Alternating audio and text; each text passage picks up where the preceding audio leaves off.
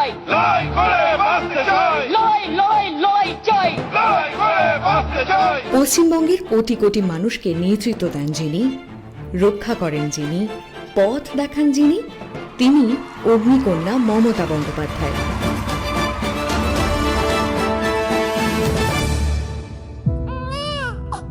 1955 সালের 5ই জানুয়ারি কালীঘাটের প্রমীলেশ্বর বন্দ্যোপাধ্যায় ও গায়ত্রী দেবীর পরিবারে জন্মগ্রহণ করেন মমতা।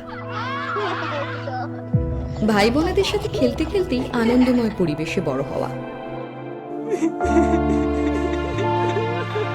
হঠাৎ একদিন ঘটে গেল দুর্ঘটনা। যে বাবা ছিলেন আদর্শ, ছোটবেলাতেই তাকে হারালেন তিনি। সেই শুরু সংগ্রামী জীবনের।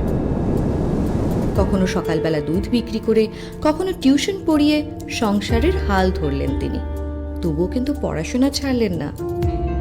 দিনভর পরিশ্রমের পর সন্ধ্যাবেলা যোগমায়া দেবী কলেজে নিয়মিত ক্লাস করতে লাগলেন তিনি। কলেজে পড়ার সময়ই তিনি আকৃষ্ট হলেন রাজনীতির প্রতি। ছাত্রছাত্রীদের জন্য গলা ফাটিয়ে অন্যায়ের প্রতিবাদ করে খুব শিগগিরই হয়ে উঠলেন সকলের প্রিয় নেত্রী। কলেজের ছাত্র পরিষদ থেকে যোগ দিলেন যুব কংগ্রেসে। 1976 থেকে 80 অবধি তিনি পশ্চিমবঙ্গের মহিলা কংগ্রেসের সাধারণ সম্পাদক ছিলেন। 1984 সালে মাত্র 29 বছর বয়সে লোকসভা নির্বাচনে যাদবপুর কেন্দ্র থেকে হারালেন দাপুটে সিপিএম নেতা সোমনাথ চট্টোপাধ্যায়কে। 1991 সাল থেকে পরপর 6 বার সাংসদ নির্বাচিত হন দক্ষিণ কলকাতা কেন্দ্র থেকে। 1991তেই প্রথম কেন্দ্রীয় মন্ত্রী হলেন। তার হাতে তখন মানব সম্পদ উন্নয়ন, ক্রীড়া ও যুব কল্যাণ ও মহিলা ও শিশু বিকাশ মন্ত্রক। পরবর্তীকালে 1999 ও 2009 সালে রেলমন্ত্রী হিসেবেও কাজ করেন তিনি। রাজ্যে বারবার বামফ্রন্টের অপশাসনের বিরুদ্ধে সরব হয়েছেন তিনি।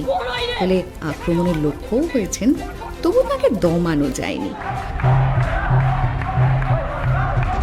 1993 সালের 21শে জুলাই ধর্মতলায় যুব কংগ্রেসের মহাকরণ অভিযানে বামফ্রন্টের পুলিশ গুলি করে মেরে ফেলে 13 জন অসহায় মানুষকে।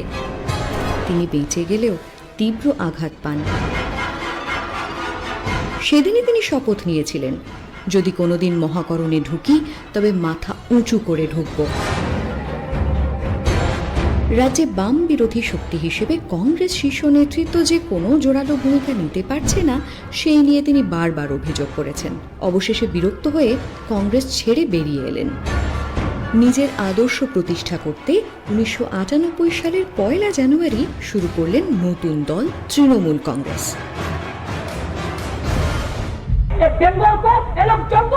সিঙ্গুরার নন্দীগ্রামে শিল্পায়নের অছিলায় বামফ্রন্ট সরকার যখন অন্যায়ভাবে কৃষকদের জমি ছিনিয়ে নিতে লাগলো, মানুষ মারতে লাগলো, তিনি তখন কৃষকদের সমর্থনে অনশনে বসলেন। আমাদের যদি ওরা মারেও বামফ্রন্টের অত্যাচারের বিরুদ্ধে প্রতিবাদের একমাত্র মুখ হয়ে উঠলেন মমতা বন্দ্যোপাধ্যায়। এই কুৎসার জবাব মানুষ দেবে।